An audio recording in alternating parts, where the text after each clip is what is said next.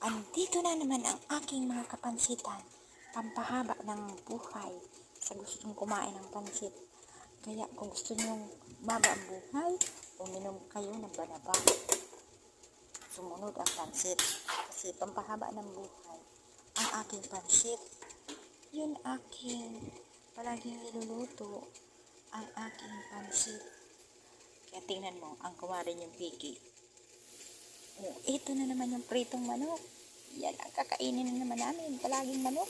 Tutubuan na kami ng pakpak. Piniprito lagi. Iniihaw lagi. Yun, kaya nga nagmamadali na ako at oras na naman 11:00 na.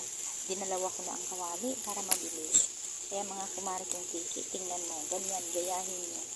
Ang dalawa ang kawali para mabilis pagluto. Para makakain na ang mga senyorita ko.